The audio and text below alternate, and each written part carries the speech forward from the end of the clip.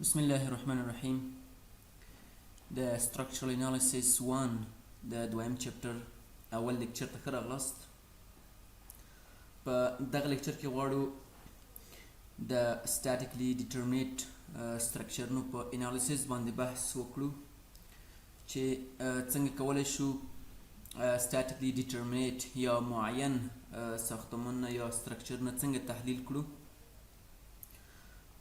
البته باید یادونه وشي چې په تیر لیکچر کې مو راځو د structure د تحلیل لپاره د موډلینګ البته د یو structure idealization یا د هغې د لپاره د انالیسیس لپاره د انالیتیکل موډل په انتخابولو د هغې د انتخابولو په ارزښت باندې بحث کوو چې هغه څه ارزښت لري، یو انالیتیکل موډل څومره ارزښت لري د structure په تحلیل کې. نارملی د یو structure لپاره د هغې هغه exact analysis چې کوم دی هغه مشکل وي چې سرته دې ورسیږي یا د انجام شي. نو د دې لپاره یو structural engineer همیشه لپاره باید دغه ability دی ډیولپ کړي تر څو یو structure idealize کړي یا structure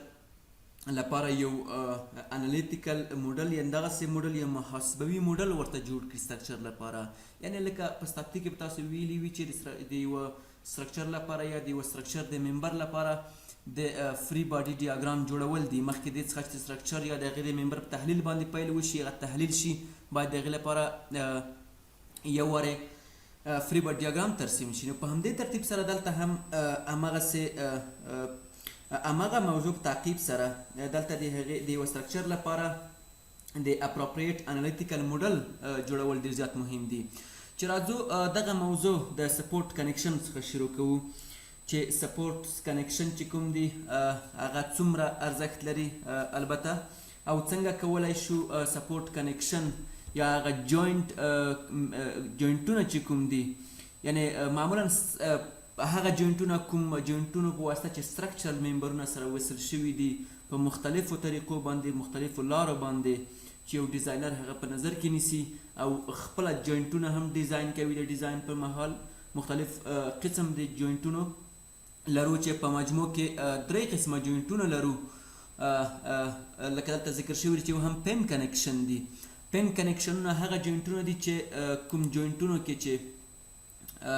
یوازې 2 ریاکشنه موجود وي، یعنی فری مومنټ جوینټونه دي. په حقیقت کې نوموړي جوینټونه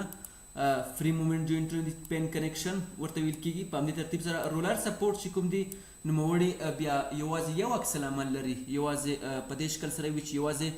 عمودي عکس العمل، یعنی نوموړي رولر سپورټ کنیکشن چې کوم جوینټ چې کوم دی یا کنیکشن چې کوم دی دا داسې جوینټ دی چې دا معمولا په افقي محور باندې یا ځینې وخت کېدلی شي چې دا افقي محور باندې ټرانسلیشن ته اجازه ورکړي، یا هم ځینې وخت کېدلی شي چې په عمودي محور ټرانسلیشن ته اجازه ورکړي. یعنی یوازې په یو محور باندې کنسټرینټ لري، یعنی ریسټریکټډ شوي وي په یو محور باندې. په همدې ترتیب سره فکسډ جوینټونه چې کوم دي نوموړي بیا داسې جوینټونه دي چې دا بیا 3 عکس العمل لري چې د 2 عمودي عکس العملونو ترڅنګ، یعنی په حقیقت کې د یو عمودي او یو افقي عکس العمل ترڅنګ یو مومنټ هم لري. یعنی نوموړي بیا فری مومنټ جوینټونه نه دي، نوموړي فکسډ جوینټونه دي چې لوډ لا سره په نوموړي جوینټونو کې مومنټ هم تولیدېږي. تاسو د دغه کنیکشنونو پین کنیکشن، رولر کنیکشن او فکسډ کنیکشن چې راتلونکي سلایډ کې به یې مثالونه هم وګورئ، شکلونه به هم وګورئ، او دغه جوینټونو په اړه مو تاسو مخکې په static کې هم ویلي دي. معمولا پین کنیکټډ جوینټ چې کوم دی یا رولر سپورټ چې کوم دی دا یو اندازه فریډم تظاهرات، یعنې یو سلایټ روټیشن اجازه ورکوي. لکه مخکې مې یادونه وکړه چې نوموړي چې کوم دي فری مومنټ دي، لکه داسې جوینټونه دي چې هغه مومنټ په هغې کې نه تولیدېږي. نو ایډیالایز موډلز چې د structure د انالیسیس لپاره استفاده کیږي، لکه راتلونکي سلایډونو کې د دغې مختلف اشکال ښودل شوي دي چې څنګه کولی شو سپورټ کنیکشن ایډیالایز کړو. دلته تاسو په دغه ایډیالایزډ structure کې تر عنوان لاندې تاسو سپورټ کنیکشن وینئ. البته چې مختلف کنیکشنونه ښودل شوي دي، البته مختلف سپورټونه ښودل شوي دي. لکه تاسو دلته وینئ یو د هغې هم د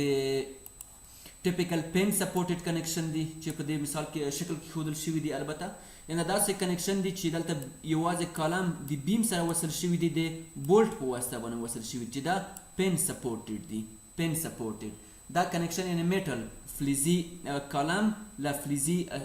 بیم سره وصل شوی دی، د پین سپورټډ په شکل سره یوازې د بولټونو په واسطه وصل شوي دي. یعنې دلته کوم ویلډنګ او نور سټیفنرونه وجود نه لري. نو دا په اسانۍ سره کولی شي چې یو طرف او بل طرف ته څنګه وکړي، روټیشن وکړي. په دې شکل سره کولی شي چې روټیشن وکړي د یوه لوډ له سره، که چېرته په دې ترتیب سره په دې باندې یو لوډ وارد شي. په همدې ترتیب سره ټیپیکل فکسډ سپورټډ کنیکشن نه چې کوم دي هغه بیا میټل البته همدغه فلزي په دې ترتیب سره دي چې دلته بر علاوه د دغه بولټ لکه تاسو دلته وینئ بر علاوه د دغه بولټونو څخه په دغه نقطه کې ویلډ شوي هم دي، یعنې ویلډ یا ویلډینګ شوي هم دي. بر علاوه د همغه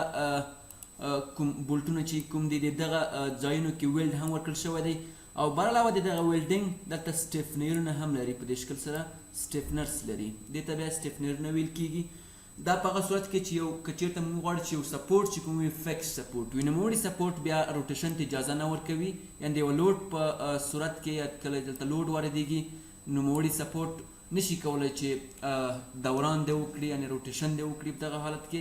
روټیشن ته اجازه نه ورکوي. نو د همدغه علت دی چې د لوډ په وجه په نوموړي سپورټ کې مومنټ هم تولیدېږي. تاسو یې مقابله نما هم وینئ چې په لاندې طرف کې هم دلته بولټونه ورکړل شوي دي او په منځ فلینج هم څنګه دی وصل شوی دی. په همدې ترتیب سره کانکریټ کوم سټرکچر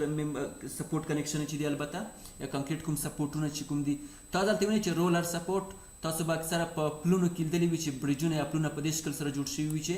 د برج کالم یا پایه په دې شکل سره وي. دلته د بیم په برج باندې دغسې په ازادانه شکل سره ښودل شوی وي. البته لاندې دلته کیدلی شي رابري کندې ورته ایښودل شوي وي یا هم دغسې رولرونه ورته ایښودل شوي وي چې دې ته رولر سپورټ ویل کېږي. او دغه سپورټونه په مجموع کې یا په عموم کې لکه مخکې مو چې یادونه وکړه یوازې دلته یو عکس العمل لري په دغه حالت کې، ځکه نوموړي سپورټونه په دغه محور باندې ازادانه حرکت کولی شي او یوازې ښکته او پورته طرف ته حرکت نشي کولی په داسې حالاتو کې. ولې په دغه حالت کې لکه اوس چې ښودل شوی دی کیدلی چې په دې کې هم ریسټریکټډ وي چې دلته کالم لري، ولې په عموم سره رولر سپورټونه چې کوم دي هغه فری مومنټ دی، یعنې دلته بیا هم کوم مومنټ نه ایجادېږي. ولې دغه فکس سپورټډ کنیکشن د کانکریټ چې کوم دی دا د فکس سپورټډ په دې شکل سره وصل شوی دی چې کالم د بیم سره په فکس شکل سره وصل شوی. تاسو منځ کې د دې دغه سیخ بندي هم وینئ چې یو سیخ ښکته او په دې شکل سره پورته تیر شوي دي چې دغه باعث دی چې کنیکشن د فکسډ وي او هیڅ روټیشن ته اجازه نشته په دې حالت کې. دلته ټورژنل سپرینګ کانسټنټ د کې ضریب په نامه د کې په نامه دلته یو ضریب چې د ټورژنل سپرینګ کانسټنټ ورته ویل کېږي. د کې په هغه صورت کې صفر ده کله چې جوینټ پین وي، او کې مساوي له لایتناهي انفاینټ سره ده کله چې جوینټ فکسډ وي. تاسو دلته وینئ مثلا دا یو پین سپورټ، البته دا ایډیالایزډ شکل دی. د دغه اکچوال شکل که چېرته موږ هغه ایډیالایزډ یا ایمیجن یا هغه خیالي یا تصوري شکل یې که چېرته ډرا کړو په دې شکل سره وي. پین کنیکټډ جوینټ په دې شکل سره وي چې دا سپورټ شو او دا هم جوینټ شو. په همدې ترتیب سره فکسډ سپورټ په دې شکل سره وي چې دا خپله همغه بیم فرض کړو یا دا همغه کالم فرض کړو. په همدې ترتیب سره فکسډ کنیکټډ جوینټ چې کوم دی په دې شکل سره ښودل کېږي چې دلته په دې شکل سره یو مایله غ لري، مایله برخه یې وصل شوې ده. په دې ترتیب سره دغه د کې مقدار په ټورژن البته په پین کنیکټډ کې مساوي له 0 دی. ټورژنل یعنې دوراني هغه چې کوم دی دوراني حرکت په دغه حالت کې آزاد دی، یعنی کوم عکس العمل یا کوم ریستریکشن د دوراني حرکت لپاره نه لري. نو همدې خاطر نه ټورژنل یا هغه دوران لپاره د دې ثابت چې کوم دی هغه صفر دی. ولې په دغه حالت کې یعنی که چېرته فکس وي په هغې حالت کې بیا کې مساوي له لایتناهي سره ده، یعنی ډېر زیات سخت دی، فکس دی. که دا فرض کړو دغه یو فنر وي، که چېرته دا یو فنر وي مثلا دغسې به یې وښیو. که فرض کړو مونږ چې دا یو فنر دی مثلا په دغه حالت کې، په دې حالت کې د دغه فنر سختي صفر ده، یعنې نوموړی فنر چې کوم دی یا سپرینګ چې کوم دلته سپرینګ دغه سپرینګ هیڅ سختی نه لري. سختی څنګه ده؟ 0 ده. ولې په دغه حالت کې د دغه سپرینګ سختی چې کومه ده مقاومت چې کوم دی هغه لای تناهي دی. یعنې په دې حالت کې ډېر زیات مقاومت لري. دومره مقاومت لري لکه لای تناهي په اندازې باندې مقاومت لري. په دې معنی چې په هیڅ صورت سره روټیشن یا دوران ته اجازه نه ورکوي، نو ځکه ورته فکسډ سپورټ ویل کیږي. دلته په راتلونکي سلایډ کې البته په دې سلایډ کې تاسو مختلف سپورټ کنیکشن نه وینئ. لکه مخکې مو وویلې چې یو هم سپورټ جوینټونه وو مختلف او بل هم خپله سپورټ کنیکشنونه وو چې دلته تاسو وینئ سپورټ کنیکشن نه وینئ. په همدې ترتیب سره مختلف سپورټ جوینټونه وینئ تاسو. کنیکشن معمولا دغه ټول په دوه بعدي سټرکچرونو لپاره چې دلته مثالونه ښودل شوي دي البته په دې شکلونو کې. لکه دلته تاسو لایټ یو کیبل وینئ چې کیبل دلته دغه نقطه کې وصل شوی دی. البته که چیرته دی هغه ریاکشن ایډیالایزد سمبول دی، دلته ایډیالایزد سمبول دغه کالم ته ایډیالایزد سمبول راښیي، یعنی هغه تصوري شکل چې کوم دغه سمبول ذکر شوی دی. یا که دغسې ووایي چې فری بار ډیاګرامونه په دې شکل سره ډرا شوي دي. البته فری بار ډیاګرام بیا هغه وخت کې هغه ته ویل کېږي چې مونږ ریاکشن هم وکړي لکه دغه حالت کې مونږ. نو دغه هغه ایډیالایزد سمبول دی. ټایپ آف کنیکشن ښودل شوي دي. نمبر آف انونز په دې کالم کې ښودل شوي دي، یعنی مختلفو کالمونو کې مختلف برخې ښودل شوي دي چې په دغه کې ویټ لیس لینک په دې کې یوازې یو کیبل وصل شوی دی چې هماغه یو ریاکشن لري. one unknown the reaction is a force that acts in the direction of the cable or link. چې دا معمولا دغه ریاکشن چې کوم دی دغه کیبل په امتداد باندې څنګه کوي عمل کوي. په همدې ترتیب سره دویم ټایپ چې کوم هغه رولرز دي، لکه مخکې چې وویلې رولر سپورټ چې په دې قسم سره امکان دی ولري موجود وي، یا هم په دې شکل سره یو رولر ولري، یا هم په دې شکل سره راکر چې دغه ته راکر ویل کېږي. بیا دا ټول معمولا یو ریاکشن لري. دغه یو ریاکشن نه هدف دا شی دی، لکه تاسو دلته ریاکشن وینئ، یو ریاکشن د اف په نامه. د دغه ریاکشن هدف دا چې نوموړي سپورټونه که چیرته یو سټرکچر ته ورکړل شوي وي، دا معنا بولي چې سټرکچر کولی شي په دغه محور د ایکس محور باندې په آزادانه شکل سره حرکت وکړي، دې طرف او په همدې شکل سره دې طرف ته حرکت، یعنی دغه جهت باندې حرکت کولی شي. ولې نوموړی سټرکچر نشي کولی چې په عمودي جهت باندې حرکت وکړي، نشي کولی چې په دغه جهت باندې څنګه وکړي حرکت وکړي، یعنی ښکته او پورته جهت باندې حرکت نشي کولای. نو ځکه دلته یو ریاکشن تولیدېږي، یو عکس العمل تولیدېږي. دغه مقابل کې دغه د حرکت مقابل کې یو عکس العمل شته دی. ځکه the reaction is a force that acts perpendicular to the surface at the point of contact. معمولا نوموړی عمود دی دغه عکس العمل دغه کانټاکټ سرفیس چې کوم دی هغه سرفیس ته ویل کېږي چې دغه رولر سپورټ د دغه ځمکې سره کانټاکټ یا تماس نقطه په دغه نقطه باندې دغه عکس العمل همیشه لپاره څنګه دی عمود دی په دې ترتیب سره. په همدې شکل سره سموث کانټاکټینګ سرفیس سپورټونه چې کوم دي هغه په دې شکل سره ښودل شوي دي چې دا بیا هم همغه مربوطه یو عکس العمل دی. تاسو عکس العمل په دې شکل کې وینئ. په همدې ترتیب سره د دغه ټیبل په ادامه چې مختلف نور سپورټ کنیکشنونه ښودل شوي دي چې دغه سموث پین کنیکټډ کالر ورته ویل کېږي. دا معمولا په دې شکل سره د یو شافټ په شکل سره دی چې دلته منځ کې یو شافټ ورکړل شوی دی، یعنی دې طرف او دې طرف ته څنګه کوي حرکت کولی شي، ولې ښکته او پورته حرکت نشي کولی. نو یوازې د همغه ریاکشن چې کوم دی هغه قوه چې کومه ده دغه ریاکشن هغه قوه ده چې perpendicular to the surface at the point of contact. اینو که مخکې مو چې وویلې پنځم قسم چې کوم دغه سموث پین یا هنجونه چې کوم دي دغه هنج معمولا بیا دوه طرفو څخه کانسټرینټ شوی دوه ریسټرکټډ شوی وي، یعنی نوموړی سپورټ په دغه حالت کې دې طرف ته او دې طرف ته دواړه طرف ته ریسټرکټډ شوی ده، محدوده شوی ده، نشي کولی چې حرکت وکړي. هم په دې جهت باندې ریسټرکشن لري، هم په دې جهت باندې ریسټرکشن لري. نو ځکه دلته دوه عکس العمل لري چې اف واي په همدې ترتیب سره اف ایکس. two unknowns دوه مجهولات لري. the reactions or two force components چې دوه مرکبې دي د two force یا دوه مرکبې د ریاکشن چې کومې دي. دا په همدې شکل سره سلایډر چې کوم دي یا فکسډ کنیکټډ کالر چې کوم دي دا هم کېدلی شي چې دلته یادونه باید وشي ټول فری مومنټ، یعنی کوم مومنټ په دې کې نه تولیدېږي، کېدلی شي چې دا کوم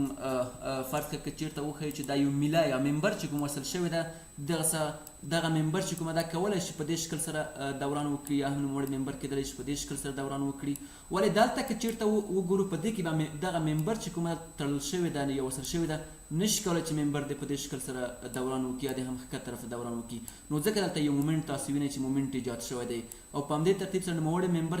کولی شي ښکته او پورته حرکت وکړي ټرانسلیټ شي. نو ځکه په عمودي محور باندې کوم عکس العمل نشته دی. ولې په افقي محور باندې دلته یو عکس العمل لري تاسو وینئ د اف په نامه ځکه چې نوموړی ممبر نشي کولی په دغه محور باندې څنګه وکړي حرکت وکړي یعنی اکس محور باندې نشي کولی چې حرکت وکړي یا په دې محور باندې. نو ځکه ورته دلته یو عکس العمل ایجاد شوی دی. په همدې ترتیب سره فکسډ کالر تاسو وینئ دلته یو شافت ورکړ شوی دی انې په دې شکل سره لکه دلته چې و دا عمودي افقي حرکت کولی شي ول دا شافت چې د ښکته او پورته افقي حرکت نشي کولی عمودي حرکت کولی شي. نو په دې حالت کې بیا هم همغه اف قوه یا قوه ده چې د عکس العمل په شکل سره ایجادیږي دلته. په همدې ترتیب سره اووم چې کوم دی هغه بیا فکس سپورټ دی. دا داسې سپورټ دی چې په دې کې 3 انونز دي یعنی 3 مجهول قواوې دي یعنی 3 مجهول ریاکشنونه دي. البته د ریاکشنز اور د مومنټ اند د 2 فورسز یو ریاکشن دی هغې چې دی هغه مومنټ دی تاسو وینئ دلته د ام په نامه په توري ښودل شوی دی او دوه قواوې دي چې یو اف واي او بل هم اف اکس. چې دلته تاسو وګورئ دغه ریاکشن چې ښودل شوی دی په دې ترتیب سره لکه دغه ایډیالایزډ سمبول چې ښودل شوی دی دلته فکس په دې شکل سره بیم فکس وصل شوی دی د کالم سره یعنی دا روټیشن ته هم اجازه نه ورکوي روټیشن نشي کولی. په همدې ترتیب سره په دې محور سره حرکت نشي کولی او په دغه محور هم حرکت نشي کولی. نو ځکه ورته فکسډ سپورټ ویل کېږي. راځو ایډیالایزډ سټرکچر البته سټرکچر سیستم ته دغه مخکې مو چې کوم ایډیالایزډ سټرکچرونه وویلې هغه مو ټول سپورټ کنیکشنونو په اړه وویلې څنګه یو کنیکشن لپاره څنګه هغه یو کنیکشن څنګه ایډیالایز کوو. راځو یو سټرکچر سیستم څنګه ایډیالایز کوو. مختلفې طریقې دي د کنیکشنو لپاره د کنیکشنز لپاره هم دې شکل سره د سټرکچر سیستم لپاره چې هغه موږ ایډیالایز کړو. معمولا بیم او ګریډر چې کوم دي هغه په بلډینګ کې د یو فلور د سپورټ لپاره استفاده کیږي. دلته تاسو وګورئ په دې شکل کې چې ښودل شوی دی دلته موږ یو بیم لرو چې دلته یو په دې شکل سره یو هنجر په شکل سره مثلا یو کرین وصل شوی دی چې دا د موادو د انتقال لپاره استفاده کیږي. یعنې په دې ترتیب سره امکان نه و چې مواد دې نقطې ته انتقال کړي. نوموړی بیم یا ګریډر دلته د دغه کالم سره وصل شوی دی په دغه بي نقطه کې. نوموړی اتکا چې هم دغه فکس ده دا هم څنګه ده ای نقطه هم فکسډ سپورټ ده او دا هم بیا فکسډ کنیکشن ده. نو دغه د ایډیالایزیشن لپاره مونږ کولی شو په ساده ډول یوازې دغه بیم په ځای مونږ کولی شو ساده یو خط رسم کړو په دې شکل سره. په همدې ترتیب سره مونږ کولی شو کالم په ځای ساده یو خط ډرا کړو. دغه فکسډ کنیکشن چې کوم مونږ کولی شو ساده البته فکس کنیکشن باید په دې شکل سره ډرا شي چې کله چې مونږ د هغه ډرا کوو په دې شکل سره دلته په فکس کنیکشن کې دلته یو مایل خط هم په دې شکل سره څنګه کېږي جوړیږي چې دغه بیا موږ ته د فکسډ کنیکشن معنا ولري. یعنې په دې ترتیب سره فکس کنیکشن به په دغه شکل سره دې ته بیا فکسډ کنیکشن ویل کېږي. او فکس سپورټ چې دی هغه معمولا بیا په همدې شکل سره ښودل کېږي. په دې شکل سره د فکسډ کنیکشن څنګه کوو ایډیالایز کولی شو. د دغه قوه همغه قوه ښودل شوې ده چې د اف په نامه به یادېږي چې په شکل کې هم څنګه ده ښودل شوې ده. مربوطه اندازې هم ورسره په څنګ کې ښودل شوي دي. راځو یو فلور لپاره موږ څنګه کولی شو ایډیالایزیشن ترسره کړو. دا ډېره زیاته مهمه ده چې وکولی شو یو سیستم چې هغه یو سریز د موډلونو وي البته هغه څنګه ایډیالایز کړو. لکه دلته تاسو په دې شکل کې وینئ چې موږ ته یو فلور راکړل شوی دی. په حقیقت کې دغه فلور جویسټونو په واسطه باندې سپورټ شوی دی چې مختلف لکه ترسونه ته کارول شوي دي جویسټونه کارول شوي دي په دې شکل سره په مشخصو فاصلو کې البته کارول شوي دي. نوموړی جویسټونه په بیمونو باندې اتکا لري. دلته یو بیم ورکړل شوی او په دې بل طرف کې هم یو بیم لکه د ډي سي او اے بي ګریډر چې کوم کارول شوي دي دلته نوموړي ګریډرونه بیا د کالمونو په واسطه سپورټ شوي دي چې ګریډر د کالم په واسطه سپورټ کیږي او جویس بیا د ګریډر په واسطه چې بالاخره فلور د جویسټونو په واسطه سپورټ شوي دي. څنګه کولی شو دلته یوه خبر ته باید یادونه ضروري ده چې باید یادونه یې وکړو. په دغه کې دغه لاینونه چې کوم ښودل شوي دي دغه لاینونه تاسو په دې ایډیالایزد فریمینګ پلان کې تاسو وینئ دغه لاینونه چې ښودل شوي دغه لاینونه همغه جویسټونه دي چې یو جویسټ په همدې ترتیب سره تاسو دلته جویسټونه وینئ چې دویم جویسټ دا هم بل جویسټ او دا هم بل جویسټ دلته دغه خطونه چې ښودل شوي جویسټونه موږ ته ښیي ولې دا خطونه تاسو وینئ چې په دغه نقطو کې د ګریډرونو سره وصل شوي نه دي کله چې دا وصل شوي نه وي د دې هدف به دا وي چې نوموړي جویسټونه په ګریډر باندې په آزاد شکل سره ایښودل شوي دي یعنې نوموړي پن یا رولر سپورټډ کنیکشن دي دغه نقاط چې کوم دي پن یا رولر سپورټډ کنیکشن دي کنیکشنز دلته تاسو وینئ چې دغه ګریډر چې کوم دی یا د البته جویسټ دی دغه ګریډر چې کوم دلته ترسیم شوی دی د یوه خط په واسطه چې ښودل شوی دی دغه ګریډر هم په حقیقت کې څنګه دی دغه ګریډر کې تاسو وګورئ هم د ګریډر هم د دغه کالم سره یوه فاصله لري یعنې وصل شوی نه دی تاسو د کنجونو کې وینئ چې یوه اندازه فاصلې لري نو همدغه فاصلې په حقیقت کې موږ ته څه شی راښیي پن یا رولر سپورټډ کنیکشن راښیي که چیرته موږ وصل کو په دې شکل سره وصل شي نو هغه به بیا په هغې حالت کې به موږ بیا فکسډ ولرو ولې دلته چون جویسټونه دي په ازادانه شکل سره په ګریډر باندې ایښودل شوي دي ګریډرونه بیا په کالمونه باندې ایښودل شوي دي په آزاد شکل سره په دغه نقاطو کې نو ځکه ورته په دې شکل سره ایډیالایزد فریمینګ پلان جوړ شوی دی نو په دې شکل سره کولی شو ایډیالایز سټرکچر دی پن کنیکشن پن سپورټډ کنیکشنز لپاره څنګه وکړو جوړ کړو په همدې ترتیب سره راځو فکسډ ته تاسو په دغه کې فکسډ یعنې یو کانکریټي سلاب ګورئ دلته یو کانکریټي سلاب راکړ شوی دی که چیرته وغواړو د دې هغه ایډیالایزد فریمینګ پلان جوړ کړو اول راځو که چیرته مثلا دغه فکسډ کنیکټډ بیم ساده راواخلو دلته مو لکه مخکې یادونه وکړه په پن سپورټډ کنیکشن کې دغه ګریډر د کالم سره یوه فاصله لرله تاسو د مخکیني سلایډ کې ولیدل چې دلته یوه فاصله ښودل شوې وه یعنې ګریډر د کالم سره نه دی وصل شوی ول تاسو دغه ایډیالایزد بیم کې تاسو وینئ چې کالمونه د بیمونو سره وصل شوي دي یعنې دلته هیڅ فاصله نه لیدل کیږي دلته د تیر په شان لکه تاسو په د تیر سلایډ کې بیا هم راځو ګورو په دغه سلایډ کې تاسو وینئ چې په دې کې په دغه نقاطو کې تاسو فاصلې وینئ چې بیم د دغه کالم سره یوه اندازه فاصله لري یعنې وصل شوې نه ده ولې په فکسډ کې بیا دغه فاصله د منځه ځي او په ایډیالایز سټرکچر کې یا د ایډیالایزیشن لپاره بیا موږ څه کوو دغه ګریډر یا بیم د کالم سره څنګه کوو وصل کوو په دې شکل سره دلته کوم سپیس وجود نه لري نو په همدې ترتیب سره د یوه سلاب لپاره هم کولی شو په دې شکل سره ډرا کړو دلته تاسو وینئ دغه ډاشډ لاین سره چې ښودل شوی دی بیم دا په دې معنی لري چې د کانکریټي سلاب لاندې ښودل شوی دی په دې ترتیب سره تاسو دغه څلور زولي یو مربع شکل سره هم وینئ په دې کونج کې د کالم معنا ورکوي دلته هم په دې ترتیب سره چې دا خپله یو د بل سره څنګه دی وصل شوي دي دا معنا لري چې نوموړی سلاب دغه جهت او په دې جهت کې بیمونه لري او په دې جهت کې بیا بیمونه نه لري نو دغه یو ایډیالایزد فریم شو د دې لپاره چون سلاب کانکریټي سلاب دی نو ځکه ورته په منځ کې کوم بیمونه یا کوم جویسټونو په شکل سره خطونه نه دي ډرا شوي نو همدغه ته نو د کانکریټي سلاب لپاره مونږ کوو یو کانکریټي سلاب کولی شو په دې شکل سره څنګه وکړو ایډیالایزډ یې کړو یا د هغې لپاره څنګه چې بالاخره دې په واسطه کولی شي د هغې لپاره یو اپروپریټ انالیتیکل موډل جوړ کړو په همدې ترتیب سره کله که لرګي سپاره شي مثلا تاسو دلته وینئ چې د دوه د خښتو دیوالونه دي دغه خښتو دیوالونو په سر باندې د لرګي فرض کړه که چېرته ساده د لرګي بیمونه وښیو چې لرګي بیمونه ایښودل شوي دي بیا د بیمونو په سر باندې دلته د لرګیو مثلا تختې ایښودل شوي دي تاسو د ایډیالایزد فریم وینئ په دې شکل سره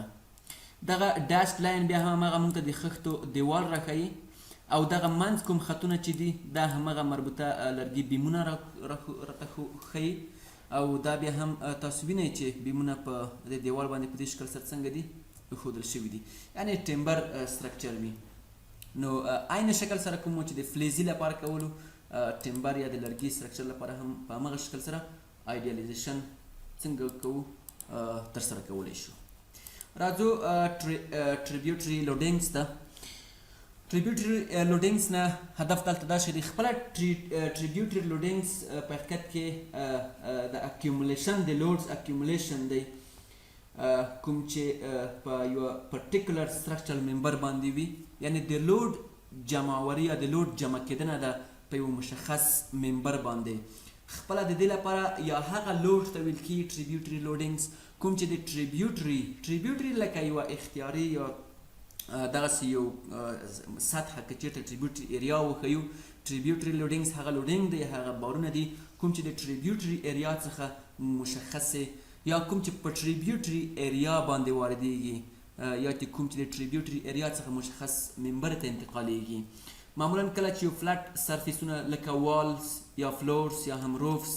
کله چې هغه د سټرکچرل فریم په واسطه سپورټ کیږي معمولا دا ضرورت وي چې کوم موږ هغه لوډ چې په دغه سرفیسونو باندې انتقالیږي مختلفو سټرکچرل ممبرونو ته دا باید چې بالاخره هغه سپورټونو ته انتقالیږي دا باید کلکولیټ شي دغه خپله ټریبیوټري لوډینګز دی یعنی هغه اکیومولیشن د لوډ دی په حقیقت خپله ټریبیوټري لوډینګز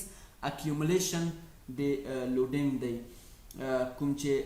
ډایرکټ شوی وي د همغه پرټیکولر سټرکچر ممبر په طرف باندې کولی شو دغه په دوه طریقو سره انجام کړو یا سرته ورسوو یعنې څنګه کولی شو هغه کوم ټریبیوټري لوډینګز چې کوم دی هغه مربوطه سټرکچرل الیمنټونو ته انتقال کړو یا ترانسمیټ کړو چې یو د هغې هم وان وی سیستم دی یعنې خلاص که دغسې ووایي چې که چېرته په یو فلور یا روف باندې لوډ وي څنګه کولی شو دغه لوډ بیمونه او بالاخره کالمونو ته انتقال کړو دوه قسمه سرته رسیږي چې یو هغه وان وی سیستم دی وان وی سیستم هغه سلب یا ډیک چې کوم د مختلفو کالمونو یا ګریډر په واسطه سپورټ شوی وي معمولا نوموړی سلب خپل لوډ هغه مربوطه ګریډر یا بیمونو ته انتقالوي کوم چې دغه سلب سپورټ کوي تاسو دلته په دې شکل کې وینئ دغه سلب د درې بیمونو په واسطه سپورټ شوی دی چې په دې شکل سره دلته درې بیمونه ورکړل شوي دي دغه بیمونو په واسطه نوموړی سلب سپورټ کیږي دغه سلب وزن نوموړی بیمونو ته څنګه انتقالیږي او بالاخره د دغه بیمونو څخه دغه کالمونو ته نوموړی وزن څنګه انتقالیږي په دې شکل سره نو دا وان وی اکشن هدف دا شی دی چې ټول هغه لوډ چې کوم دی هغه په وان وی اکشن شکل سره یعنې په یو طرفه شکل سره انتقالیږي په وان وی سلب کې نو وان وی سیستم یا وان وی سلب که داسې ووایي چې وان وی سلب هغه سلب دی چې په هغې کې لوډ د وان وی اکشن په شکل سره انتقالیږي یعنې په یو طرفه شکل سره بیمونو ته انتقالیږي یا ګریډرونو ته یا مربوطه سټرکچرل ممبرونو ته انتقالیږي تاسو دلته وینئ په دغه آیډیالایز فرمینګ پلان کې چې دغه لپاره آیډیالایز شوی دی یو میټل سټرکچر دی البته یو میټل دغسې کوښی فریم دی چې بیا د هغې په سر باندې یو فلور روف راغلی دی دلته تاسو ګورئ چې دغه بیم موږ ته راکړل شوي دي بیمونه په دې شکل سره ښودل شوي دي دلته دغه بیمونه تاسو ګورئ دغه شیډډ ایریا چې کومه ده دغه ایریا همغه ټریبیوټري ایریا ورته ویل کېږي ته د دغه سی ډي بیم چې کوم دی د سی ډي بیم ته کومه لوډ انتقالیږي یعنې د دغه طرفونو څخه ورته لوډ انتقالیږي په دې شکل سره د دغه ایریا څخه ورته لوډ انتقالیږي دغه ایریا څنګه ټاکل کېږي دا په حقیقت کې د دوه بیمونو ترمنځ د دوه بیمونو هغه د سپنو د سنټر ټو سنټر فاصله ده یعنې دغه سی ای فاصله چې کومه ده دا په حقیقت کې دغه سی ډي او ای اف بیم ترمنځ فاصله ده که نه د دې نیمایي به دغه نقطه شي او د ای سی فاصله چې کومه ده دا د ای بي او سی ډي ترمنځ بیمونو ترمنځ فاصله ده چې دې نیمایي به دغه نقطه شي نو کله چې مونږ د دې لپاره هغه مربوطه ټریبیوټري ایریا پیدا کوو ټریبیوټري ایریا به یې د مربوطه دغه ایریا شي چې تاسو دلته وینئ چې د ټریبیوټري ایریا د دغه سپن نیمایي راځي په همدې ترتیب سره د دغه سپن نیمایي راځي یعنې د دغه سپن یا دغه پنل نیم لوډ دې طرف ته انتقالیږي او نیم لوډ دغه بل بیم ته انتقالیږي په همدې ترتیب سره دغه پنل کې په دې پنل کې د دغه ساحې نیم لوډ همدغه سی ډي بیم ته انتقالیږي او نیم لوډ چې کوم دی هغه ای اف بیم ته انتقالیږي په دې ترتیب سره په وان وی سیستم کې یا وان وی سلب په دې شکل سره ورته مربوطه لوډینګونه څنګه کېږي انتقالیږي په همدې ترتیب سره لکه دلته تاسو ګورئ دغه شکل کې مثلا په هغې مثال کې ښودل شوي وو فرض کړه په دې کې تاسو وینئ چې سل ایل بي پر فوټ مربع لوډ دی دلته په فی فوټ مربع باندې سل ایل بي یا سل پاونډه لوډ دی په دغه ساحه کې په دغه هره نقطه کې په هر فوټ مربع کې همدومره لوډ وارد شوی دی نو که چېرته دا انتقال شي دغه بیم ته چې انتقال شي هغه ایډیالایز شکل سره موږ څنګه ښودلی شي تاسو دلته دغه بیم مربوطه بیم یې وینئ چې په دې شکل سره ښودل شوی دی مربوطه بیم ویني چې 1500 ال بي پر فوټ 1500 ال بي پر فوټ څنګه لاسته راغی 1500 ال بي پر فوټ د مربوطه فاصلې د ضرب څخه لاسته راځي تاسو دلته وینئ دغه فاصلې 2.5 فوټ 2.5 فوټ 2.5 فوټ 2.5 فوټ نو دغه مجموعي فاصله به څومره شي تقریبا دغه منځ فاصله چې کومه ده یعنی دغه فاصله به موږ 15 فوټ شي 15 فوټ دا فاصله یعنی 15 فوټ فاصلې څخه دغه بیم ته څنګه کیږي دوه طرفه لوډ انتقالیږي نو دغه سل ضرب 15 فوټ چې موږ ته به څومره راکړي 1500 ال بي پر فوټ یعنی د بیم په فی فوټ باندې به 1500 پاونډه وزن راځي چې د بیم طول هم طول یې البته لاس فوټ کله دواړه ریاکشن دواړه اتکاو ته انتقال شي البته دا چې تحلیل شي نوموړی بیم 2.5 ال بي فوټ په لاسته راشي او په ایډیالایز ګریډر به هم بیا په دې شکل سره کله که دا یوه نقطې ته انتقال کوو په دې شکل سره به موږ ته څنګه شي لاسته راشي نو دغه ټریبیوټري لوډینګز په ون وی سیستم کې البته ټو وی سیستم به په راتلونکي لیکچر کې ووایو چې مخکې مو وویل چې البته د دغه ټریبیوټري لوډینګز د انتقالونو لپاره د مختلفو ممبرو ته دوه طریقې لرو چې یو ون وی سیستم دی بل هم ټو وی سیستم دی ون وی سیستم یې په دې شکل سره وو راځو په ټو وی سیستم کې به په راتلونکي لیکچر کې بحث وکړو دا لیکچر په همدې ځای پای ته رسوو مننه